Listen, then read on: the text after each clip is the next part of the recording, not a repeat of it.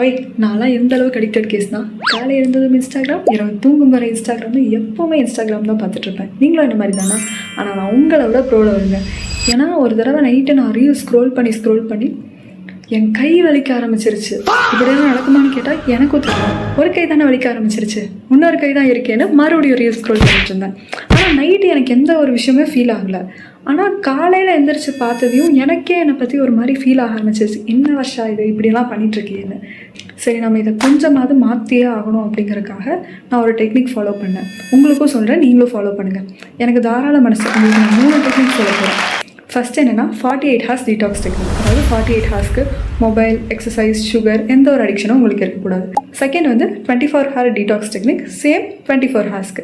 Third என்னென்னா partial detox technique. உங்களோட main addiction app என்னவோ அதை தயவு செஞ்சு அன்இன்ஸ்டால் பண்ணுங்கள். இன்ஸ்டாகிராம் அன்இன்ஸ்டால் பண்ணிட்டு வெப்சைட்டில் போய் இன்ஸ்டாகிராம் பார்க்குறது, அப்புறம் யூடியூப்பில் ஷார்ட்ஸ் பார்க்குறது, இப்படியெல்லாம் வச்சுக்கூடாது. நான் தேர்ட் டெக்னிக் தான் ஃபாலோ பண்ணேன். என்னோட ரிசல்ட்டை அடுத்த வீடியோவில் சொல்கிறேன். மறக்காமல் நீங்களும் ஃபாலோ பண்ணுங்கள். அண்ட் என்ன மாதிரியே ஒரு அடிக்டட் கேஸாக உங்கள் ஃப்ரெண்டு யாராச்சும் இருந்தாங்கன்னா அவங்களுக்கும் அனுப்பி ஃபாலோ பண்ண சொல்லுங்கள்.